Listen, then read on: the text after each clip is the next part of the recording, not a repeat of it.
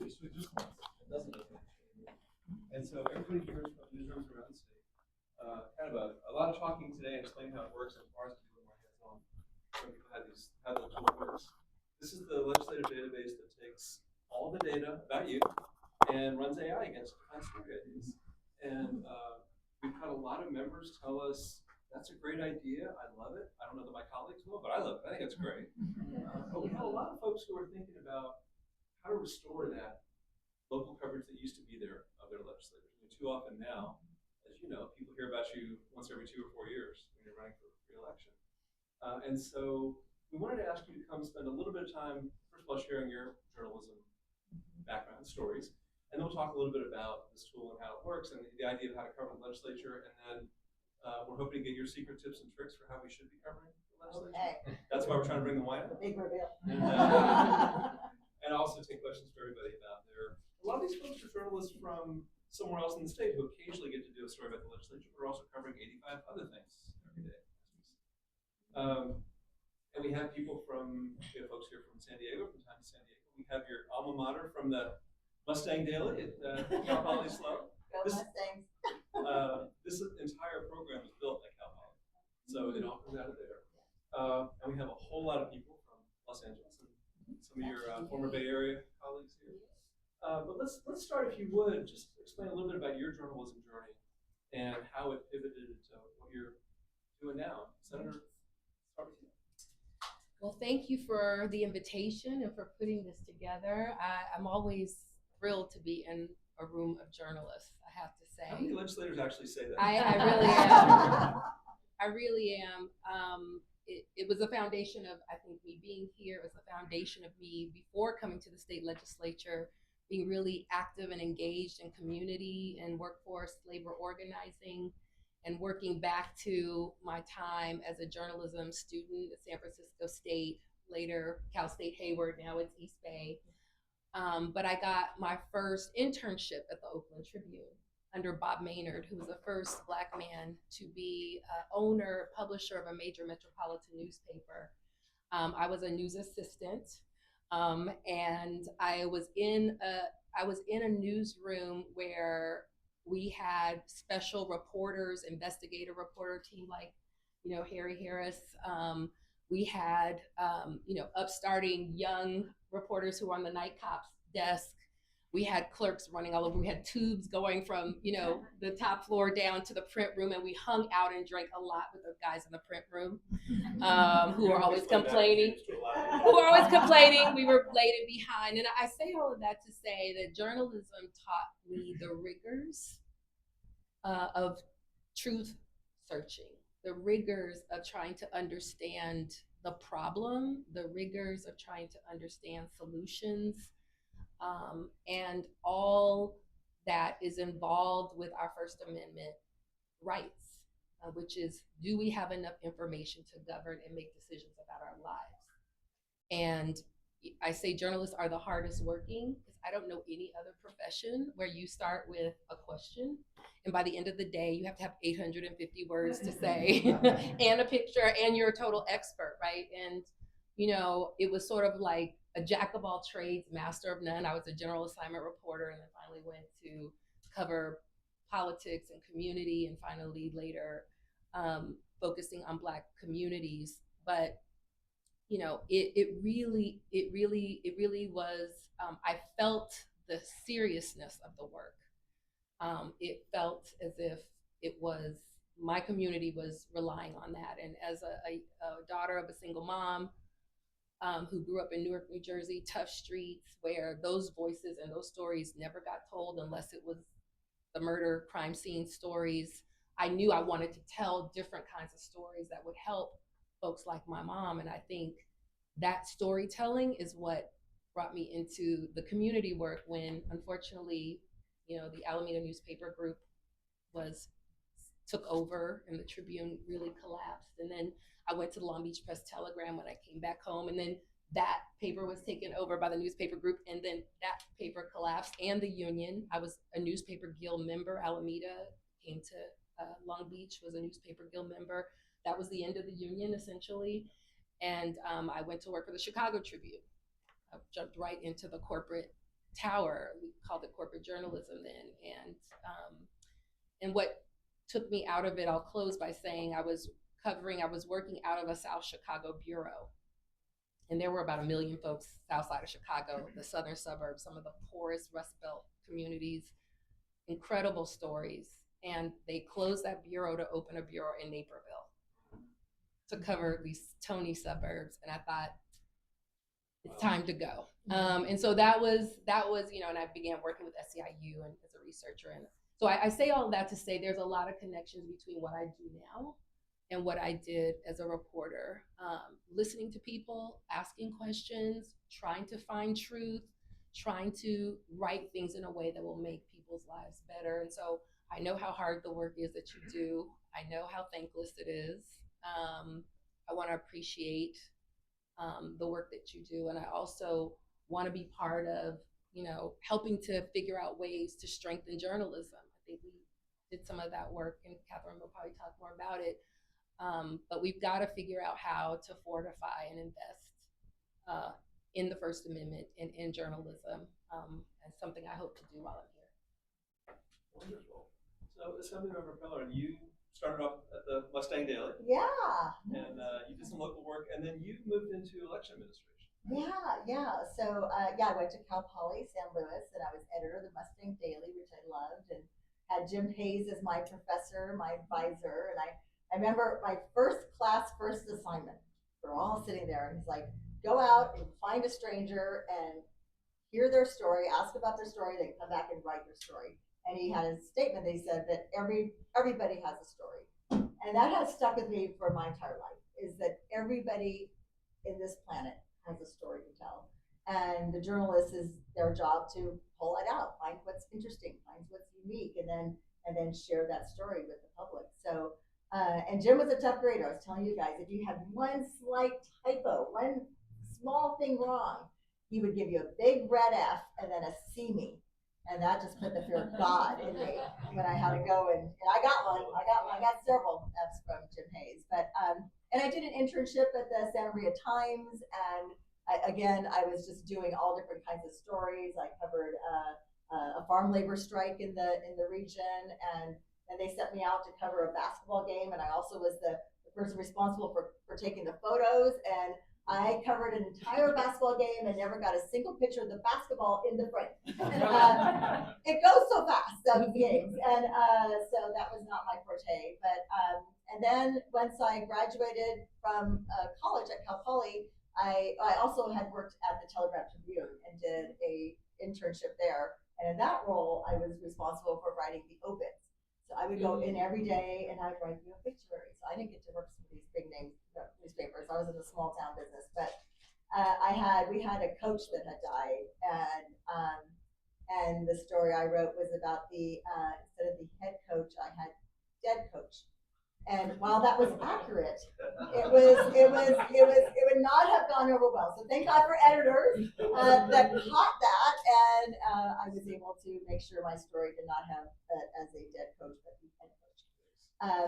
And then I graduated from college, and my dream was to work up here for the Sacramento Bee. I was very interested in politics and women's issues, and so I moved up to Sacramento and couldn't get in with the Bee, but I took a job with the Elk Grove Citizen.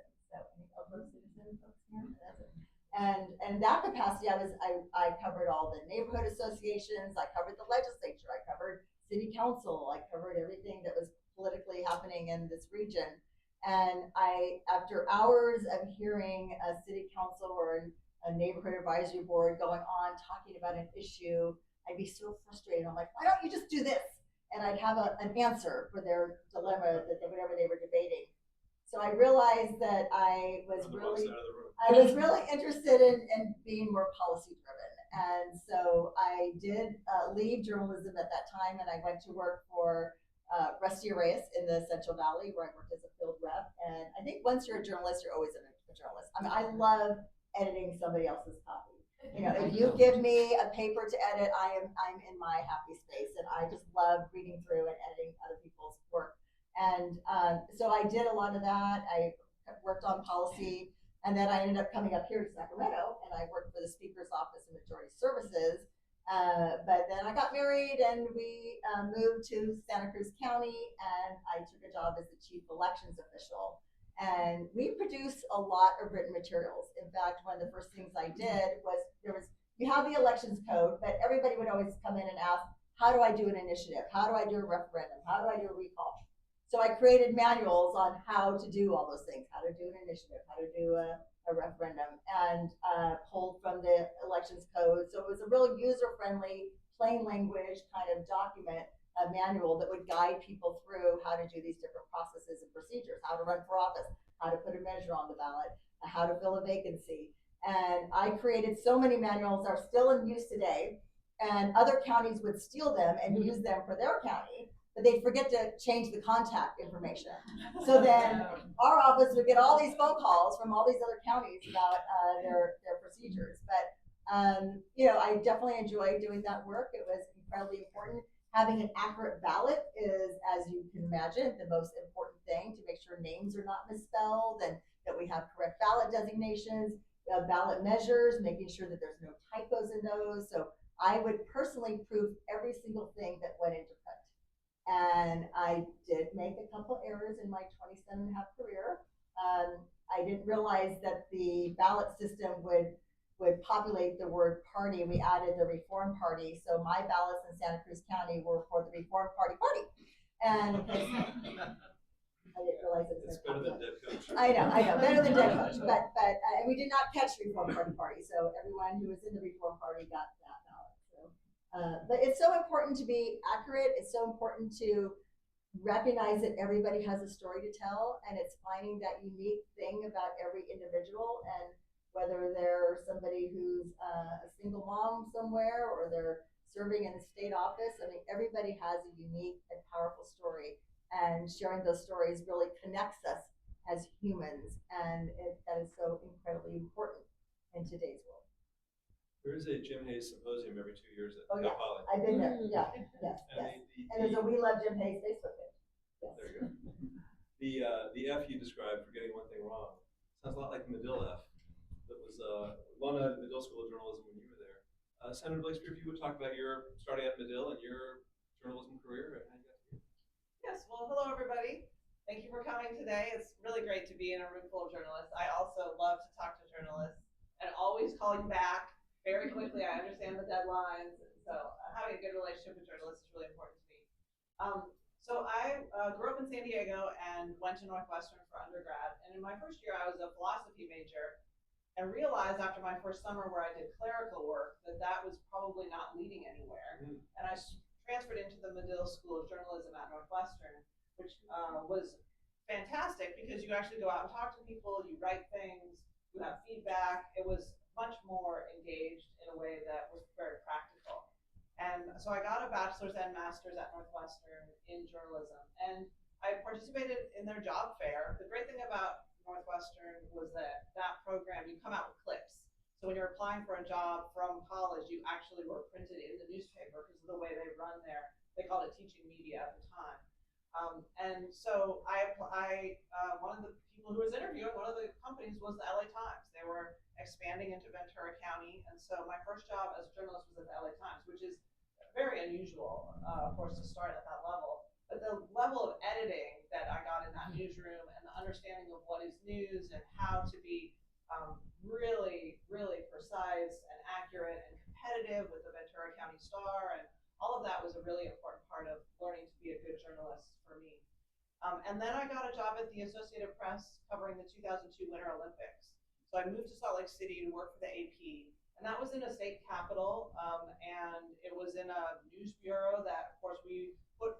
It was kind of pre-internet, but a wire service basically was the internet. I mean, in that we put a lot of code at the top to say which wire it's going to, but then you're sharing the news out about what's happening. And I, at times, was there about 2 years, and I wasn't a sports writer, but I covered the city as it had the Olympics there, and that newsroom was expanding. The AP was expanding because of the Olympics.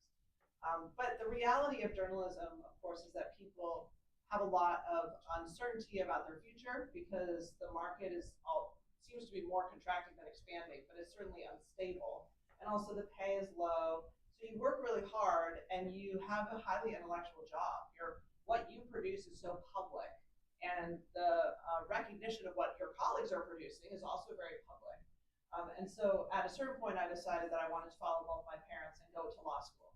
So I went to the University of Utah in Salt Lake City, where I was living. But that journalism background was so foundational for me. I think my beat was transportation at the LA Times, and that sparked my interest in urban planning that still exists today. And I went on to be the chair of the transportation organization, and I'm on the transportation subcommittee and all that here. And I trace it right back to that. But also in law school, I was the editor-in-chief of a law journal. I clerked for a judge, which involves a lot of writing of draft opinions. And then when I did decide to run for office, I volunteered to be on the traffic commission in my hometown when we had moved back to my hometown, which is Encinitas, in San Diego County. And I started to do a newsletter because I felt like I could communicate in writing what I thought and saw. And that became the most important part of my personal brand. And then when I became a state senator, I still do a newsletter, and I hired a journalist to be my communications director, Andrew, who's right here. He helps me now with my newsletter, so I don't write every word of it. But it is, I mean, it's opened by 100,000 people every other week. So we send it every other week. And it is also, I would say, one of the most important things I do as an elected is to communicate to people why I made the decisions I made, what things are before me, and to speak with an honesty and a sincerity that you don't always hear when you're just getting press releases and that kind of thing. But I counsel young people all the time that journalism is a great job to go into, that the fourth estate is critical for the health of our democracy, because you are the ones who are keeping an eye on us. We know what each other is doing because we read you. I mean, the reality is we're busy in our own community, in our own committees and life and staff, and we don't know what the other 119 legislators are doing. So we look to see what is the news saying, and then you're also sorting what's important, so you know if what your bill is important because you're covering it. You know, so there's just a really a validation and a process of figuring things out that happens in the media that is just, it's unreplicated in any other way. And that's also why I feel so strongly about us trying to do what we can to help support journalism and the news media, which is enormously difficult when it's essentially a private market. And we all, I think, noticed that the federal government cut its support for PBS and NPR, and that's going to affect things, you know. So it's really important that you're here and training and care and do your work. And so I want to say a big thank you for that. And thank you. I know you've been working hard on the journalism funding bills in the legislature. Do you get much response from the newsletter? Do you get feedback from people asking why you made a certain decision, or what were you thinking? I mean, I would say we get about between 30 and 60 responses every newsletter. A lot of times people are saying, they're just spouting off about their opinion about that thing. Or there is like, you know, there will be a negative feeling in general about the state budget or about homelessness and the amount of money we poured into it or something. So people will give their opinion about it. But a lot of people say, thanks so much for sharing this. I didn't know that, like, if I'm doing a bill on medical aid and dying and the End of Life Option Act, people say, oh my God, my mom had this experience. You know, there are a lot of connections with people's real lives. So it's really important. And if you get 20 or 30 people all responding to that newsletter in a certain way, I love this idea, I hate this idea. Does that matter? Does that influence your thinking? It does. I mean, it charts a bit of a this is resonating or this isn't, or the way this is framed in Sacramento. Sometimes the way we see things, we're dealing with a multi-year, multi-billion-dollar budget deficit. A lot of people don't like that, you know, but it's like that's just a kind of a fact that we live with, and in some ways we don't identify it as negative. So when you get a lot of feedback back as negative, it does make you realize, like, oh yeah, that's a big problem. So I would say it does affect what I think about, and also the way I approach that topic. I'd love to hear your thoughts, all of you. We'll start with Senator Smallwood-Cuevas. When you watch journalists do their job all the time, you have an affinity for journalists. You were one, but you also see us screw up and miss things, and probably bang your head against the wall once in a while. I can't believe they saw that and they didn't see this. How can we do a better job? How can we be better engaged with you and your team? How can we be better engaged with the stories? What are we missing? Well, first I want to just recognize that the disinvestment in newspapers, 70% of journalists. Everyone you worked at. Everyone I've worked at, and since I think 2002, it's like 70% of journalists have been laid off in some way from a publication closure. So, you know, I feel like journalists are working with less and having to do more, and and also fighting for copyright and making sure that their byline and their information is protected. But I have to say, you know, Sacramento is interesting in terms of coverage, right? And I think local coverage is different than national. National is different from state, and I think Sacramento is unique. I do think we have to really figure out ways to cover different angles of the story. Maybe because we're in Sacramento and I'm in down in LA, and I'm from the most diverse district in Los Angeles in terms of the racial and economic diversity there. We are not covering stories in a way that gives folks the information that helps them understand what's happening. I think there has been this move toward sensationalism, and we have to compete now with online influencers, and it has to be catchy and it has to be sexy, and so explaining in those deep sort of centerpiece stories, you know, longer term stories that really explain what has happened and how we got to this point. I don't think folks have that. I also think because of the shortages and the layoffs in the sector, we also don't have folks that have a lot of institutional knowledge. So they don't know the history or how this happened last time to give that sense of context that I think is really important for readers to understand. You know, there was an incident that just happened over in the last 24 hours with one of my colleagues from our LA County delegation, and the story sort of, you know, there was an editor asking a question, you know, about her handbag, and it just struck me, and I thought, you know, where is this story coming from?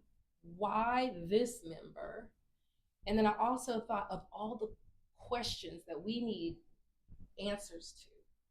This was not a question that we needed to discuss. And I think in this time where our democracy is being threatened, where we understand the level of misinformation, where newsrooms are just blatantly under attack and being propaganda is being promoted in a way where I'm sure you struggle as you read some of the headlines and think, where is the balance in the reporting?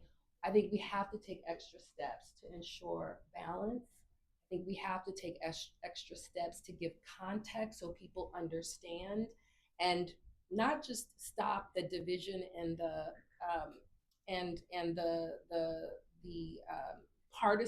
deep partisan elements, but really just for folks to understand what is happening, what is actually happening. You know, I would love to see a question about, you know, how is it that the court can rule and a federal government can just ignore the ruling? I would love to hear from my colleagues across the aisle. What do they think about that? And what are they saying? Certainly we have a supermajority, and I understand that. And so for coverage, we've got to double down on the supermajority. But I also think this is like the ultimate power. And so there are stories that we need told that are not being told. There's context that we don't have. There's a balance in the reporting in the Capitol in particular. I think we would benefit from, especially those of us who are new here, and understanding, you know, what is happening and what can we do to make things better. So, you know, I think it's a function of scarcity and resources, but I think that has to put extra onus on us to figure out how to reach balance. Just those scarce resources. Yeah. Other thoughts? But yeah, I mean, certainly, you know, democracy actually depends on who has access to information and who doesn't, and, you know, getting them the right information. And so I think it's so incredibly important to have representation. You know, the local and the ethnic media outlets are so underrepresented, and I think women's voices often are unrepresented. I'll be reading a story sometimes, and they'll be quoting this guy and that guy and this guy, and there's no women's voices in there. There's no people of color and represented. So I think it is absolutely imperative that we focus on who is getting the information and are we covering everyone who has a stake in this whatever policy or question that's coming up. As an elections official, I know I would get really frustrated with the media calling elections on election night. That is not your job. I mean, it's fine to tell people what the votes are, that this person's ahead, but actually calling an election and saying this is the winner. I remember having people, my coworkers were driving to the receiving center to bring in their ballots, and all the news outlets had declared Schwarzenegger was the winner and that the election had been called, and they had ballots still in their car. And it really felt frustrating after working that long day to basically not have it matter. So, and then I would also get calls from media around election time about turnout projections and what was I expecting what's my expectation? And I would always say I expect 100% and report that. And the story should really be not about who's not voting, but who is voting and why voting is important and why people are not voting. And really try to encourage people to get out and vote rather than put out a message at 5 o'clock on election day, turnout's low, nothing's exciting on the ballot, nobody's turning out to vote. I mean, if I'm driving home, I'm like, why am I going to waste my time to go and vote? So I think really pushing the importance of this, not only our right, but our responsibility to be out there and vote is so critically important, and not to downplay it and not to focus on the negative aspects that are happening. So I know that was just a frustration I had as an election. No, it's real. I get it. And I guess the only thing that I would add, my colleagues had great comments, is that you as journalists have you have a platform because you are working for a news organization that's putting the story out. So using that, your own personal ambition and creativity and ability to put things together, to see the story, have confidence in yourself, to be creative in those ways. I'm sure that we're all different if you're thinking about calling us up, but I always like it when a reporter says, like, what do you think is happening here? Like, what is your insight on this bigger picture, on the mid-stage transition away from oil to clean energy, or on our journey related to homelessness, or because then you can draw it out of the people who are sitting in these seats and making the decisions and casting the votes, and seeing if you think that resonates with what you see from other people you talk to. Because you're reading things and then calling people up and trying to figure out, like, what is the story here? What do I think the headline is? And so my encouragement is to use the fact that you're sitting in that seat, just like we're sitting in these seats for a short time, you're in those seats for a relatively short time. Use that to tell the good stories that you see. Because I think you're in a really great position to be able to communicate with us those things. And you have the skills and you've been hired and you have the platform. So, there's really an opportunity for that. That human element is so critically important. Can I ask a question? Because when I came into journalism, there was something called Newsroom 2000. And there was a push to really ensure that there were a diversity of voices in the newsroom. We were beginning this idea of public civic journalism, where we would convene residents and sort of lay out what are the big questions and ideas. I'm curious, is diversity still a priority? Are newsrooms still working to make sure that Black journalists, Latino journalists, women, API journalists are represented? Is that a priority? I think that is, the authenticity of that, when I think about the story, the reference I gave, if there was someone in the newsroom that could have bounced off of before it went to press send, I think it might not have.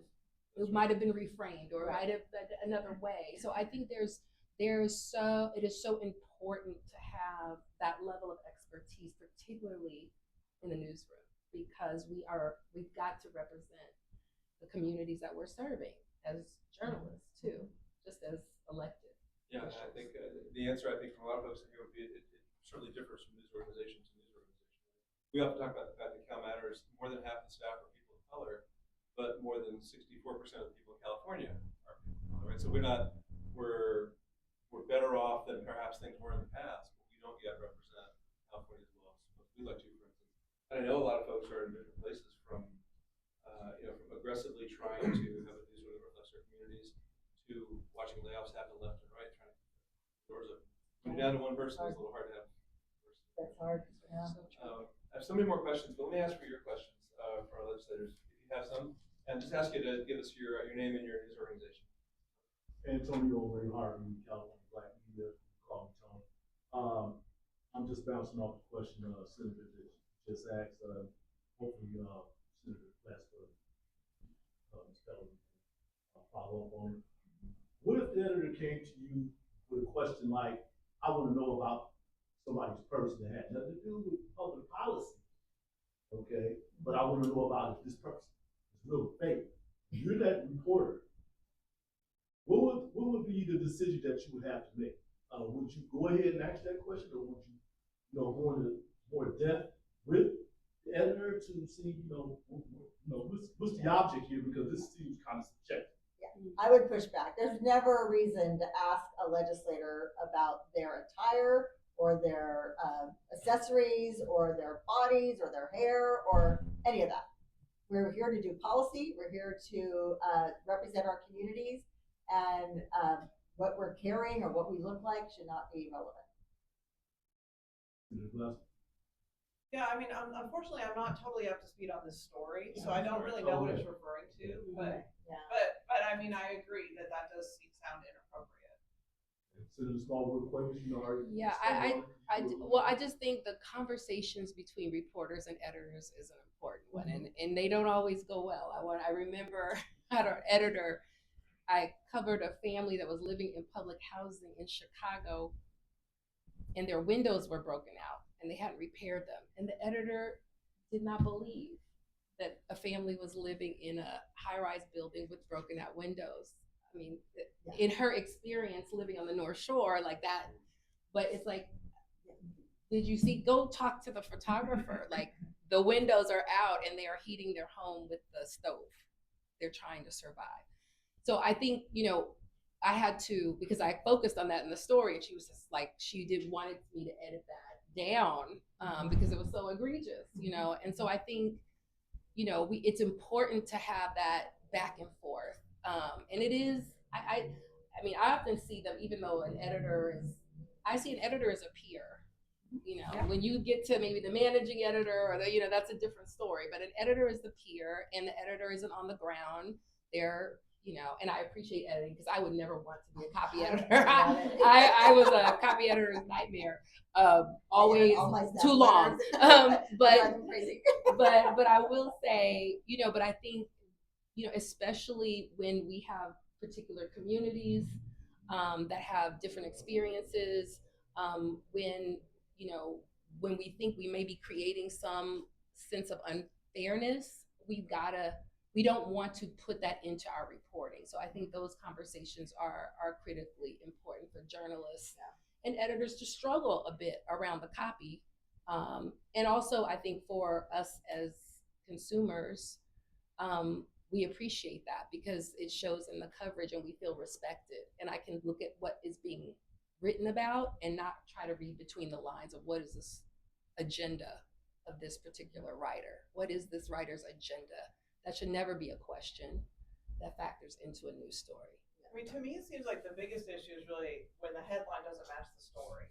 Because a lot of times the headline is far more inflammatory than the story, because a different person is writing it, it seems like, usually. But I'll also say my experience as a journalist was that very few people actually reach out to you about your story. So if I reach out to journalists and say, hey, I had a problem with this. This didn't seem right, or this was taken out of context, or this focused on something that didn't seem relevant, or if, because the truth is, I think journalists want to have feedback, and whoever's writing a headline, if it's particularly poor, needs to have feedback about that as well, because that's how, you adapt. And so I hope that you reach out and that, we continue to have a back and forth. It's not just a one way. Yeah. I actually did reach out, my team did, to a news story that I was meeting with some constituents, and we were talking about issues, and in the story he described what I was wearing, and it's like, why is that relevant, what I was wearing? And so we reached out and said, this doesn't seem relevant to the story, and would you have done that if I were Senator Laird instead of Assemblymember Pellerin? And So that plays into it as well. And it was a good education moment because they were like, okay, you're right. That wasn't relevant to the story. So, Senator, your story about the broken out windows on the south side is why the Chicago Tribune needed a bureau on the south side. Right, and right, needed right, another yeah, bureau in the neighborhood. Exactly. Absolutely. It's both who you have doing the work and where people are. Was that Cabrini or Robert Taylor Hall? No, it wasn't. It was just on the border, right on the border of South Chicago and Harvey. Harvey. Yep. Hi, everybody. Kate Wolf with the Sacramento Bee. I'm just wondering, we've been talking about CalMatters digital democracy tool, and one of the things on that tool is that you can see financials of all sorts of senators and assembly people, and you can see how much money they're getting and from who and in relation to what, or how much money and who's giving it to them. And I guess I just wonder, like, do you guys look at that? Have you checked out the digital democracy page for yourself, for your other, your cohort, and is it illuminating at all? What do you make of the financials? We definitely hear about mistakes. There's a mistake on the page. And we want to fix it. Well, I have not looked up my colleagues. I have not done that. But I think it's important for our constituencies to have access to that information. I think it's important for us to be aware of that information and to have a story to tell about what it is and why it is. I mean, that's the First Amendment and these different branches of government. They're all in the same document, right? And so I think we have, in terms of the Constitution, and I think we have an obligation to make sure the information is accurate. We have an obligation to defend it. We have an obligation to make corrections if necessary. I think that's a part of stepping into this public space. I don't know one journalist who would want their lives illuminated publicly. You make that choice to step into this role. And so, I think there is far more information that is available to communities now. A lot of it is erroneous information, so that there is a place to go. And I think it's really important, again, to stress how we're sharing this information is that, these are credible. These are credible avenues, publications, websites for you to go and get information. So I want to say I don't really, especially around elections. I don't that's really so critically important. And just to add on that, I think data is critically important. It helps drive decisions, but it doesn't tell the human cost. It doesn't tell the human element of that. So while the data is great, sometimes you have to dig further to really get the whole story. Yeah, I'll just add that I've looked at mine. I haven't looked at a lot of other people's, but I do find it interesting to see it summarized, because I think in my mind, I don't keep a running total in my mind where I could even answer the question if you asked me. So when I look at it and see like, oh, okay, this is what it's showing. I think also the influence, sometimes news articles will collapse, like especially around like big oil or something. They'll say something like, well, there's been this much money donated, and then there's this vote. And the reality of the influence of money is that it's not just a donation. I don't perceive that a donation makes a big difference. What I do perceive makes a difference is when there's an interest that has a lot of lobbyists who spend many years at a time, and they have a whole like understanding and approach, and they're also donating money, so they're like a real presence. So, and you probably interview them too, because they are a player up here. And there are certain, sometimes there'll be some sort of suggestion that like, well, if you just hire a lobbyist for the year, you're somehow going to get influence or access. But really, because it's so diffuse, it's not a linear situation. It's like, who are you talking to? What are my colleagues saying, and what influences them? What's happening at the committee level and the staff level who have a lot of influence? So it's happening on all these different levels. And when those who have a lot of money are also really be participants in all these other ways, then they have influence. And sometimes that just really gets collapsed. And also, when you're called on to vote, we have our or iPad. And in the iPad, it gives us all the information about the bill, the analysis, past votes, the text of the bill, who supports, who opposes. And then we have a tab for constituents. And that is really critically important. And I love hearing from constituents, whether they like this bill or don't like the bill. And that really helps sometimes when I am called on to vote on something that is controversial and I can see both sides of it. I really do look at who's called in and how many people are calling in support, how many are opposed. And let's just be honest, it costs too much money to run for office. I just want to say, Yeah, I mean, at the end of the day, I mean, you know, I think in the last Senate race, it was like $35 million for state senates. How many shelters could we build with that? Exactly, right? So, I mean, you have to have money to run for office. I mean, I don't know how else until we get our comprehensive campaign reform, which I want. Let's do public campaign. Let's go, because then I would be in a better position. Because I don't have any of all that super money, but I'm just saying. But I do say that, you know. So I think it's providing the information, but it's also the context, because, you know, it is an expensive place to run for office. There are, you know, if you want to win, and you know.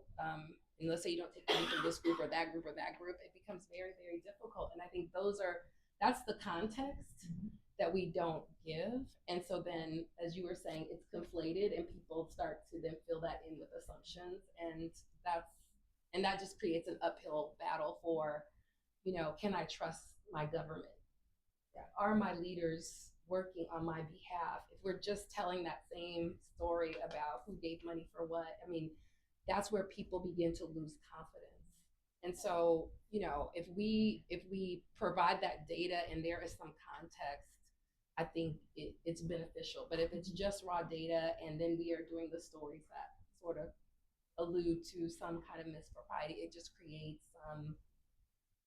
creates more of what we know is skepticism in our democracy. Hi, I'm Maya Miller. I'm a politics reporter here at CalMatters. And I'm curious about, I know that we've been talking a bit about, you know, like coverage that you will eventually get critical coverage, and that, you know, we have to write that at some points, and, you know, that can put some strain on the journalist-source relationship. I wonder if you can talk to us a bit about, like how you work with journalists to maintain that relationship and that trust, even when there is a case where there's a story that maybe is not your favorite story or doesn't, you know, cover an issue that in the most positive, you know, in a positive way that you would necessarily agree with, and like how do you kind of maintain that trust and that connection there? And do you feel like your time in journalism has made you more, I don't know, giving you a better understanding of how difficult that can be to navigate from both sides? No, for sure. No. I mean, I've had negative stories about me, and I get it, and I understand. And when we need to set the record straight, we do. When we need to explain a position, we do. So I think just being open and honest and transparent is really key. And you know, but there are some people that are really just out to get you. They just want to get you. They just want to hurt you, and they're not really after, you know, doing what's best for the state. You know, like really. Explaining a policy or a process that's happening, they're just ready. They just want the great headline and the clicks and to get a name. So I think it's important for journalists to really focus on, you know, what is the story and am I asking the right questions and have I got the full picture? Can I ask a follow-up? How do you in your mind determine whether somebody is a journalist who's out to get you versus somebody who's giving you a fair shot, and then what signs are you looking for to categorize that person as one of you? And there's not many in the out to get you category, you know. So none of you here in the room. And again, the work you do, I know, is so critically important, and we will disagree, and I will mess up, and you will need to cover it, and I'm human, and so are you. You know, so that is all part of the story, but that has never stopped me. In fact, when I was an elections official, when a mistake was made, I had to alert the media, and it was front page headlines when, you know, something got left off or something got misprinted or whatever. So, you know, we need to have those good relationships going back and forth. But So I really respect all the work that you're doing, and it's so critically important. And I know when you got to write a tough story, and we've got to read a tough story, and that's just part of the life of this job. Thank you, Neil. Thank you, all three of you for being here. It's Tom Wallace with Nexstar Media, 8 stations across the state. I'm one of the few TV reporters in the room with Julie here as well, including, actually 4 stations in 3 of your markets. So thank you for being here. Just a question, because my goal is to use the digital democracy tool in the coming year much more. And part of that is tracking legislators, but also tracking bills and committees. So if I may, every day on TV, I get about 2 minutes to talk about interesting things that impact everyday Californians. Can you give a 20-second elevator pitch for a big bill each of you are working on that you think will impact Californians across the state, across all 8 of my media markets? 20 seconds on TV. Big bill. Okay. Okay, so I'm expanding on a bill I did last year that where realtors were using AI created images for a home and misrepresenting what that home actually looked like. So we're now extending that to renters, because a lot of renters are out looking for a place to rent, and it looks great on Zillow or one of the online apps, but when they actually get there, it's entirely different. So we want to make sure there's disclosure when images are created using AI technology. So I have a bill I'm bringing back about my incarcerated firefighters. I think when incarcerated firefighters are trained and activated to protect homeowners and property owners, I think they should have a good, fair shot at becoming a professional firefighter once they get out. My bill basically creates a classification around those folks who draw the fire lines, who remove debris, to begin to set a new classification in the firefighting space, so that we can build some direct pathways into careers for our formerly incarcerated firefighters, so that they can do this work that they've been trained to do on the outside. So my most important bill this year is on unsheltered street homelessness and providing a way for everybody who asks for a bed tonight to get one tonight. So the idea that we need to provide enough interim shelter through tiny homes, or not congregate, but individual private spaces that are small but modest and allow someone to have more than a concrete pillow. So I think there's a massive problem that we're not solving around that rung of the housing ladder. So it's a bill that provides the funding and the mechanisms for that type of housing to be built and cities to be incentivized to do that. TV reporter got 3 politicians. Hi, can each of you state your position? Identify yourself real quick. Jeannie Kwong with CalMatters. Sorry, it's my office, so I just felt like I didn't have to introduce myself. We all know that. Can each of you state your position on the proposed development between billionaires' assets? I'm going to decline to do that in this forum at this time. I mean, to tell you honestly, it really should be a federal tax, because when you just have one state with a different tax structure than other states, then that creates, I think, problem. You're saying Congress should do something? Yes, that's what I think. Well, I'm still undecided. I'm looking at all of the different measures. I think that I was just explaining, going into what will be my 2nd term, and I've been in deficit with the outlays all 8 years, and probably looking at a deficit my full 12 years here in the state capitol. I don't think that's acceptable, particularly for vulnerable communities.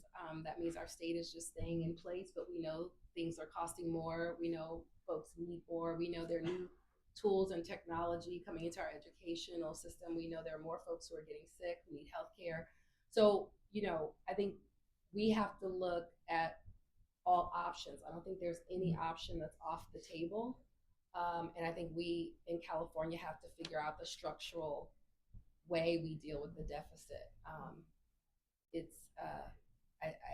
when I was running, there was a $97 billion surplus, I know. and by the time I Wasn't was that sworn lovely? in, we were in a $7 billion deficit. You want to go back to And so that? I totally. So yeah, just I think it's so complex. It's not one thing that's gonna solve it. I think it's gonna take, and we need time, right? We need time to really unpack it and to figure out, how we address it. Okay, I'll answer it. I don't support it. I think billionaires are highly mobile. They already have multiple homes in multiple states. California puts itself at a disadvantage if we give them an incentive to move out of state. You're gonna wait till you get the other two. Well, and I think we also need to look at the equity issues, because if you've got a single mom with 3 kids paying more percentage of taxes than a billionaire, we got a problem there. And we have a problem when we have, a situation where almost 20% of folks who are working are getting their health care from public hospitals in our public health system. I think there are a lot of pieces that we have to figure out. And that's why I don't think it's that question, it's not a simple answer. Maybe the last question to our founder, Dave Lesher. Hi, I'm Dave Lesher. I'm the CalMatters founder and director of digital democracy. And so thank you very much for coming here. I think this is very helpful and insightful for the whole discussion we're having today. So I hope it's okay if I could put you on the spot a bit. Digital democracy is about transparency in the policymaking process, and getting more attention in this huge state to the decisions that are made here, who you are, why things are happening. And, I've been working in and around Sacramento for about 30 years, starting at the LA Times, and CalMatters and elsewhere. So, and it feels like the process has become more opaque. And it's partly, there's not as many reporters. Obviously, social media has something to do with it and other things too. But, I talked earlier today about 3 stories that digital democracy has identified in the last year. And one was, we looked at 1 million votes over the past 5 years, every vote cast by every legislator, and 99% of the votes cast by Democrats were yes. And we looked at every bill that failed in the past session, and there were 2,500 or so bills, and only 25 were voted down. The rest died because of being parked somewhere. And then the third one was a committee chair who told another Democratic legislator who was talking about their own bill that there's a policy against talking about amendments to bills in public. And so, I guess put your reporter hats back on. How would you interpret this now that you've been on the inside and seen how it works? How should reporters interpret that kind of empirical data we're seeing?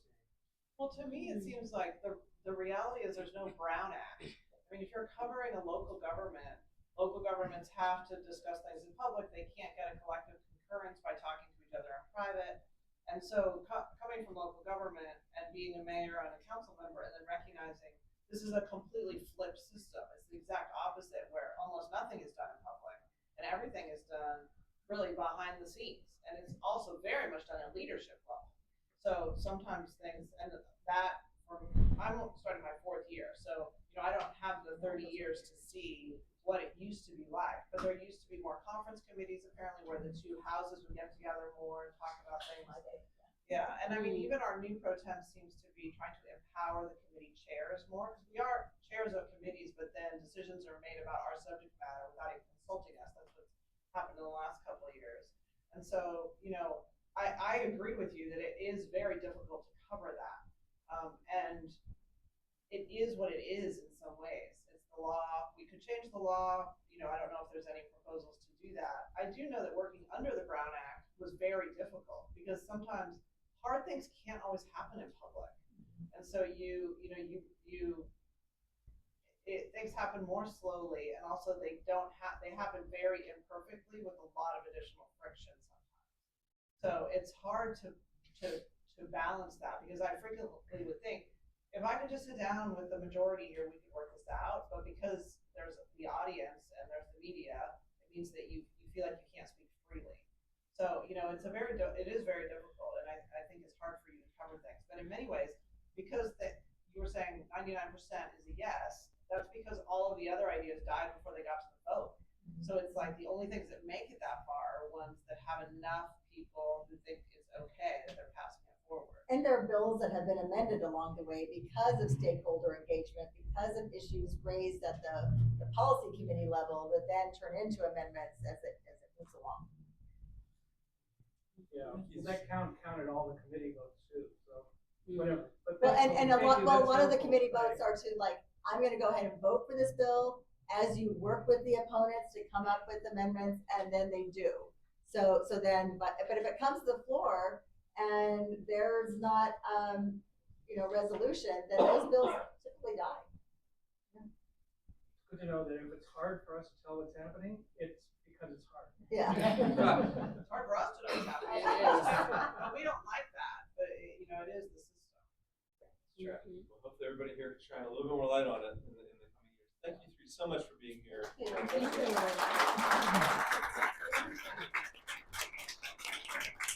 Like, good conversation.